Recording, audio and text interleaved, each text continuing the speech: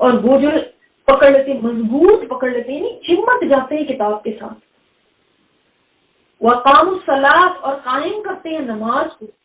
جب کتاب سے انسان چمٹ جاتا ہے تو سب سے پہلی چیز جو انسان قائم کرتا ہے، جس کی طرف توجہ ہوتی ہے، اور جو سب سے وہ چیز ہے جو نماز، روزہ، زکوٰۃ، حج، سب چیزوں کے اندر ایک چیز کو مینشن کیا گیا، اور وہ ہے نماز. کیوں نماز ہی کیوں مینشن کی گئی؟ کہ وہ لوگ جو اس کتاب کو مضبوطی سے پکڑتے ہیں اور نماز کو قائم کرتے ہیں. اس لیے کہ اقامت صلاح جو ہے نا وہ دین کی بنیاد ہے، اہم اور افضل اور سب سے اعلیٰ جو عبادت ہے نماز ہے. اور جو کتاب کو مضبوطی سے پکڑتا ہے اس کی نشانی بھی یہ ہے کہ اس کے بعد وہ نماز کو قائم کرتا ہے.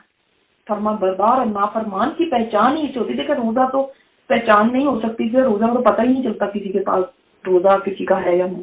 زکوٰۃ کا بھی نہیں پتہ چلے گا، چھپا کے دے گا پتہ نہیں چلے گا. نماز تو نظر آتی ہے، کون کیسا اس کی پابندی کرتا ہے.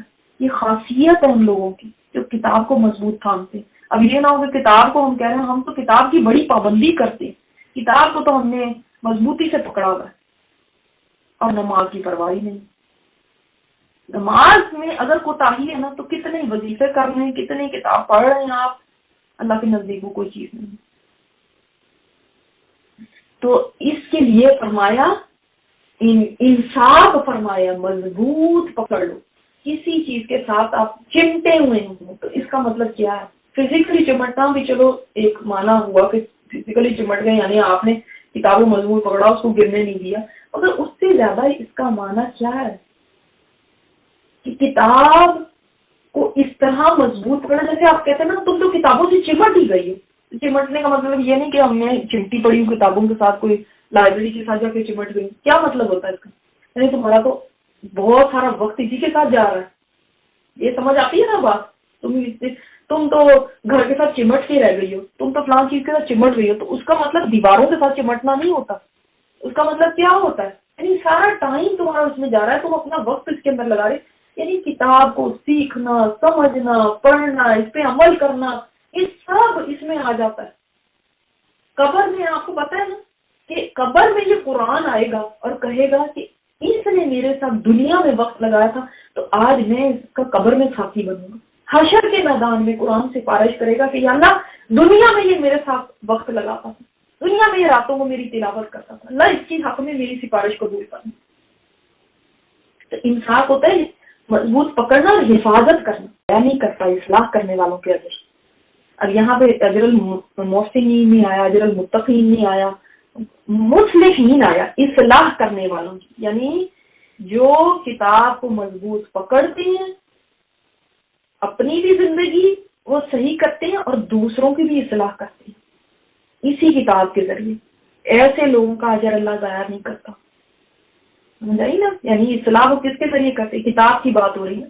ایسے اصلاح کرنے والوں کو جو اس کتاب کے ذریعے اصلاح کرتے ہیں، اس کتاب کو مضبوطی سے پکڑتے ہیں، اس کے ذریعے لوگوں کو کی رہنمائی کرتے ہیں، ان کا اجر اللہ ضائع نہیں کرے گا. کیسے اٹھانا کہ اکھیڑا، جڑ سے اٹھایا. اب پھر دوبارہ بنی اسرائیل کی بات آ رہی ہے. جب ان کو کتاب دی گئی تھی نا تو انہوں نے کہا تھا ہم نے نہیں اس کو ماننا، یہ تو ہے. پہلے تو انہوں نے یہ کہہ دیا پتہ نہیں اللہ کی طرف سے ہے کہ نہیں. پھر آپ کو بتایا تھا میں نے کہ ان کو 70 لوگوں کو موسیٰ علیہ السلام لے کر گئے تھے. پھر وہ سارا واقعہ ہوا جو ہم پڑھ چکے ہیں. اب کتاب تو ان کو دے دی. اب ان کا کیا رویہ تھا؟ کتاب پا کے بجائے اس کے کتاب لیتے اور اس کے اوپر عمل کرتے، انہوں نے کہا کہ اس میں سے یہ جو احکامات ہیں نا یہ ہمیں بڑے مشکل لگتے ہیں، یہ تو ایزی نہیں ہے، تو ہم تو نہیں یہ مان سکتے، ہمارے سے نہیں اس پہ عمل ہوتا. تو اللہ تعالیٰ نے جبرائیل علیہ السلام کو حکم دیا. انہوں نے طور پہاڑ کو جڑ سے اکھیڑا اور کیا کیا؟ الجبل کون سا ہے؟ طور پہاڑ. نتقنا الجبل، ہم نے اٹھایا پہاڑ کو، فوقہم ان کے اوپر، کأنہ ذلۃ، جیسے کہ ایک سائبان ہو، جیسے کہ بادل آ گیا ہو نا اوپر، اس طرح وہ پہاڑ ان کے سروں کے اوپر کھڑا ہو گیا تھا. وَظَنُّوا أَنَّهُ وَاقِعٌ بِهِمْ، اور انہوں نے سمجھ لیا کہ بے شک وہ گرنے والا ہے ان پہ. ان کو ایسے لگ رہا تھا موت سامنے نظر آ رہی تھی لگ رہا تھا ابھی بس ہمارے پر گرا، ابھی بس ہمارے پر گرا، سب سجدے میں گر گئے اور ایک آنکھ اٹھا اٹھا کے دیکھتے بھی جا رہے تھے کہ گر تو نہیں رہا۔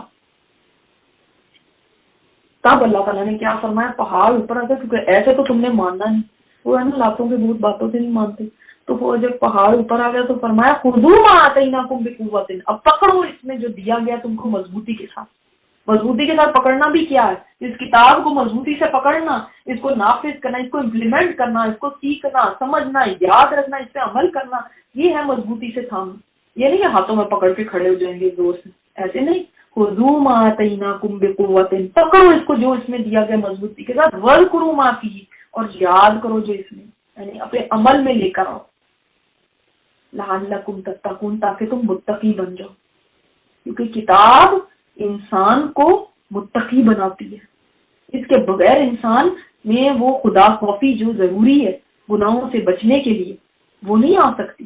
باوجود ابھی تک ہم اسی کنفیوژن میں ہیں کہ وہ قرآن کو سیکھنا ضروری ہے، یہ بھی فرض ہے کوئی، یہ اس کوشچن کی بالکل نہیں سمجھ آتی کہ یہ ابھی تک ان کو یہ نہیں پتا چلا، ایک فالتو کتاب لائے ہیں، بس جنتر منتر کی کتاب ہے کہ اس کو بس پڑھ لیا اور پھونکے مار لی اور بس ثواب لے لیا سے۔ یہ تو عمل کے لیے، یہ تو تمہاری رہنمائی کرنے کے لیے آئی ہے، تو رہنمائی ہمیں چاہیے نہیں۔ مثلا آپ گاڑی ہے، آپ گاڑی کو کہیں کہ میری گاڑی کھڑی ہوئی ہے ڈرائیو وے میں، اب یہ تو کس لیے ہے تاکہ لوگ کہیں کتنی خوبصورت گاڑی ہے، اور وہ گاڑی چلتی ہی نہ ہو۔ اس کا جو مقصد ہے وہ تو یہ ہے نا کہ آپ کو سواری مہیا ہو، آپ کہیں جا سکیں، آ سکیں، آپ کو اس میں آسانی ہو، ٹرانسپورٹیشن میں آسانی ہو۔ اور اگر وہ چلتی ہی نہ ہو، بس ویسے ہی کھڑی ہو، کیا اس کا مقصد پورا ہوا؟ چاہے کتنی بھی آپ کو اسے تعریفیں مل رہی ہیں لیکن اس کا مقصد تو پورا نہیں ہوا۔ یہ نہ سمجھے کہ اس کو سیکھنا، اس کے ساتھ وقت لگانا کوئی فارغ لوگوں کا مشغلہ، یا جن کے پاس کوئی کام نہیں ہے وہ تو یہ کام کریں اور ہمارے پاس تو اور بہت کام ہے۔ ہمارے یہاں تو یہی سمجھا جاتا ہے نا، حالانکہ ہم سب کو حکم ہے، جب واقعہ بسم اللہ جمیعہ تو سب کو کہا جا رہا ہے۔ آج ہمارے سارے ہی کام اہم ہو گئے سوائے قرآن کو مضبوطی سے پکڑنے کی۔ یہ کام ہم کو امت آپ سوچیں، ہمیں لگتا ہی نہیں کہ یہ کوئی کام بھی ہے، اور لسٹ میں ہے ہی نہیں، اس کا کوئی ذکر ہی نہیں ہے کہ کوئی یہ تھنگس ٹو ڈو میں کوئی یہ بھی ہے۔ تب کیسے تقویٰ آئے گا ہمارے اندر؟ بھی تم روحوں کی شکل میں تھے۔ اس وقت کی کہانی اللہ تعالیٰ بتا رہے ہیں، یاد کرو۔ از کا معنی میں نے کیا بتایا؟ یاد کرو، جب کیا ہوا تھا، اخذ ربک من بنی آدم من ظہورہم، جب تمہارے رب نے بنی آدم کی پیٹھوں سے ذریتہم، ان کی ذریت کو نکالا تھا، یعنی پوری نسل انسانی، جتنے قیامت تک انسان آنے والے ہیں، آدم علیہ السلام سے لے کے قیامت تک، ہر ایک انسان کی روح وہ اس دن اللہ تعالیٰ نے ان کی پیٹھوں سے نکالی تھی، یعنی آدم علیہ السلام کے بچوں کی پیٹھوں سے ان کے بچے، ان کی پیٹھوں سے ان کے بچے، ان کی پیٹھوں سے، اس لیے پیٹھوں آیا، ٹھیک ہے، ان کی پیٹھوں سے ان کے بچے، جس طرح جس سیکوینس میں لوگوں نے دنیا میں آنا تھا نا، ہم سوچتے ہیں کہ ہم اپنے بچوں کو پتہ نہیں پیدا کرتے ہیں اور نہیں ہم چاہیں گے تو نہیں پیدا ہوں گے، نہیں، اللہ نے جو روحیں بنا دی ہیں وہ دنیا میں آنی ہے، ان کو آنے سے کوئی روک نہیں سکتا، اور جو نہیں کریٹ ہوئی وہ نہیں آنی، ٹھیک ہے، اس کے لیے جتنی بھی کوئی کوشش کر لے۔ تو اللہ تعالیٰ نے اس وقت بنا دی تھی، ہر ایک سے اس کی ضروریت کو پیدا کر دیا تھا، پھر وہ اپنے وقت کے مطابق دنیا میں بھیجی جاتی رہی ہے نا آج تک۔ تو جب یہ ساری روحیں بنا کے اللہ تعالیٰ نے ایک جگہ جمع کر دی، اس کے بعد کیا ہوا، وہ اشہدہم علی انفسہم، اور ان کو گواہ بنایا ان کے نفسوں پر، ان سے گواہی لی اللہ نے، ان کی اپنی جانوں پہ گواہی لی، کیا الست بربکم، کیا میں تمہارا رب نہیں ہوں؟ اللہ اکبر۔ کہا جاتا ہے کہ اس وقت انسان چونٹیوں کی طرح تھے، چھوٹے چھوٹے چونٹیوں کی شکل میں، جو بھی ان کی اس وقت روحیں تھیں یا جو بھی فارم تھی ان کی اس وقت۔ یہ بھی بعض علماء نے لکھا کہ ان کے لطیف سے جسم بھی تھے، اور جو بھی ہمیں اس چیز ڈیٹیل میں جانے کی ضرورت نہیں، بس جس بھی شکل میں تھی ہمیں یہ بتا دیا گیا کہ تمہیں تمہاری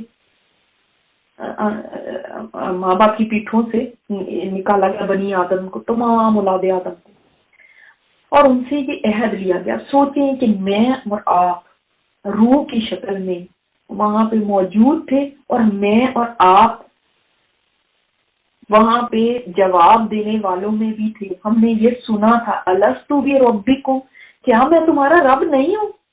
قالوا بلا، سب نے کہا کیوں نہیں، اللہ آپ ہمارے گواہ ہیں، شاہد نہ، ہم گواہی دیتے ہیں اللہ آپ ہمارے گواہ ہیں، آپ ہمارے خدا ہیں، آپ ہمارے رب ہیں۔ اس میں ابو جہل بھی تھا، اس میں فرعون بھی تھا، اس میں وہ جو بھی سارے تھے تو سب اس کے اندر تھے، سب نے گواہی دی تھی۔ اللہ تعالیٰ نے کہا دیکھو میں نے تم سے اس وقت گواہی لی تھی، اس وقت تم سب کو جمع کیا تھا، یہ گواہی کیوں لی اللہ نے، کیا ضرورت تھی اس گواہی کی؟ اس لیے ان تقولوا یوم القیامت انا کنا عن ھذا غافلین، یہ نہ ہو کہ تم قیامت کے دن آگے کہو ہمیں تو کچھ پتا ہی نہیں تھا، ہم تو غافل تھے، ہمیں کیا پتا، ہمیں کیا پتا کہ آپ ہمارے رب ہیں، ہمیں تو کسی نے نہیں بتایا۔ اللہ نے اس وقت گواہی لی تو تم سے، یا او تقولوا انما اشرک آباؤنا من قبل وكنا ذریۃ من بعدهم، یا تم یہ کہو کہ ہم نے تو شرک اس لیے کیا کہ ہمارے آباء و اجداد نے ہم سے پہلے شرک کرتے تھے اور ہم تو ان کی اولاد تھے نا، تو ہم نے ان کے بعد انہی کو فالو کرنا تھا، اس لیے ہم نے شرک کیا، ہمیں کیا پتا تھا کہ اللہ آپ ہمارے رب ہیں۔ افتہلکنا بما فعل المبطلون، کیا تو ہمیں ہلاک کرے گا اس وجہ سے کہ جو باطل پرستوں نے کیا، باطل پرست کس کو یہ کہہ رہے ہیں، اپنے آباء و اجداد کو، ہمارے یہ بڑے جو باطل پرست تھے، یہ غلط کار لوگ تھے، ان کی وجہ سے تو کیا ہمیں ہلاک کرے گا، یہ ہمارے ماں باپ تھے نا، اللہ یہ شرک کرتے تھے، ان کی وجہ سے اب تو ہمیں نہ پکڑ۔ تو اس وجہ سے اللہ تعالیٰ نے وہ عہد الست لیا تھا۔ دو یہاں پہ ریزنز بتا دی گئی، کیا فرسٹ ریزن ہے قیامت کے دن تم آ کے یہ نہ اللہ کو کہنا اللہ ہمیں نہیں پتا تھا کہ اللہ نے تم سے عہد الست لیا، اور تم یہ نہ کہنا کبھی بھی آ کے کہ ہمارے ماں باپ چونکہ مشرک تھے تو ہم کیا کرتے، اور کیا تو اب ہمارے ماں باپ کی وجہ سے اللہ ہمیں ہلاک کرے گا، اور ماں باپ نہیں انہوں نے کہا یہاں پہ مبطلون کہا، یعنی قیامت کے دن دیکھو جا کے یہ رشتے بھی کیسے، جن رشتوں کی وجہ سے انسان وہاں پہ عذاب کا سامنا کرنا پڑے گا، وہ رشتے بھی انسان کے دشمنی میں بدل جائیں گے، محبتوں کے رشتے نہیں رہیں گے، اپنے آباء و اجداد کو سکے خون کے رشتوں کو کہیں یہ تو مبطل ہیں، ان کی وجہ سے، ان غلط کار لوگوں کی وجہ سے تو ہمیں سزا دے گا۔ اسی طرح ہم تفصیل سے واضح کر کے بیان کر دیتے اپنی آیات، وَلَعَلَّهُمْ يَرْجِعُونَ، شاید کہ وہ پلٹ آئیں، شاید ان کو ابھی بھی ہوش آ جائے، شاید کہ پلٹ آئے کس کی طرف، اس عہد الست کی طرف کہ تم نے کہا تھا کہ یا اللہ تم میرا رب ہے، شاید یہ وعدہ تمہیں یاد آ جائے، ہم بتاتے ہیں تمہیں، ہم بار بار بتا رہے ہیں، اور تلاوت کریں ان پر۔ اب پہلے میں یہ آیت شروع کرنے سے پہلے آپ کو تھوڑا سا اس کا بیک گراؤنڈ بتا دوں تاکہ آپ کو پھر انشاءاللہ تعالی آرام سے سمجھ آ جائے گی بات۔ ایک ایسے شخص کی بات اس آیت میں آ رہی ہے جو اللہ کی آیات کا علم رکھنے والا تھا، یعنی سمجھنے کوئی مثلا قرآن کو سمجھنے والا، اس کی سمجھ رکھنے والا۔ اب کیا ہوا کہ اس کے سامنے جب دنیا آ گئی تو وہ سارا قرآن دین سب چھوڑ چھاڑ کے اس دنیا کی طرف لپک گیا، یعنی دنیا کے لالچ میں اس نے اللہ کی آیات کو چھوڑ دیا۔ اللہ تعالیٰ اس کی مثال ایک کتے سے دیتے ہیں، اور اس کی اللہ تعالیٰ فرماتے ہیں کہ اس کو عزت ہی چاہیے تھی تو عزت تو ان قرآن کی یا اس کتاب کی آیات سے بھی اس کو مل سکتی تھی، اللہ اسی کے ذریعے اس کو بلند کر دیتا ہے، لیکن اس نے دنیا کے پیچھے بھاگتے ہوئے اللہ کی آیات کو چھوڑ دیا، اور کیسے ان سے نکل گیا وہ بھی آپ کو انشاءاللہ اس کے اندر پتہ چلے گا۔